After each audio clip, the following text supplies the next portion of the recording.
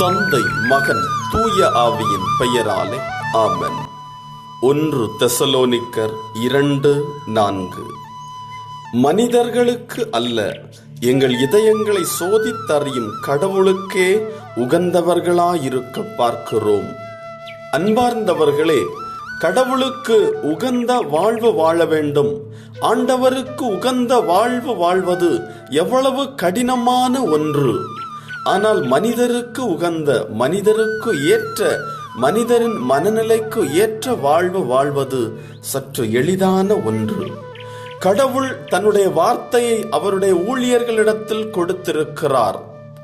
ஆண்டவருக்கென்று ஆண்டவரால் அழைக்கப்பட்ட ஊழியர் யார்?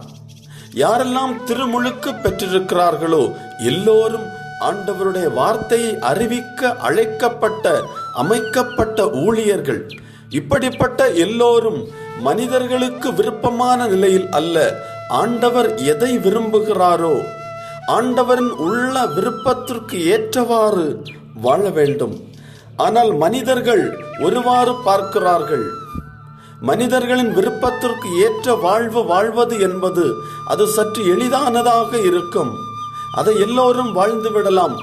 ஆனால் அதற்கு எதிர்மாறாக ஆண்டவர் என்ன விரும்புகிறார் அதை உள்ளத்தில் ஏற்று இருத்தி அதன்படி வாழ நினைக்கின்ற பொழுது பல நேரங்களில் மனிதர்களால் எதிர்ப்புகள் எழக்கூடும். மனிதர்கள் எதிர்த்து நிற்கக்கூடும்.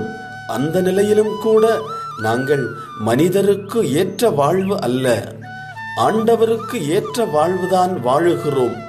ஆண்டவர் எதை செய்ய சொல்லுகிறாரோ அதைத்தான் செய்கிறோம் என்கின்ற நிலையிலே ஆண்டவருக்கு ஏற்ற வாழ்வு வாழுகின்ற பொழுது அதுதான் உண்மையான நற்செய்தி அறிவிப்பாக மாறக்கூடும்.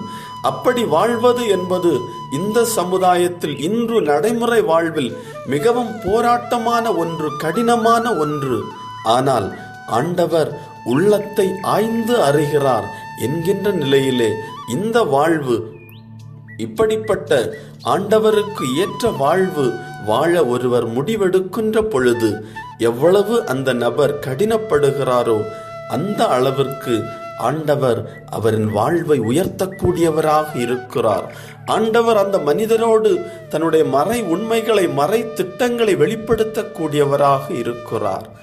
நம் வாழ்வை அர்ப்பணிப்போம். ஜெபம். ஆண்டவரே, என்னை உமக்கு அர்ப்பணிக்கிறேன்.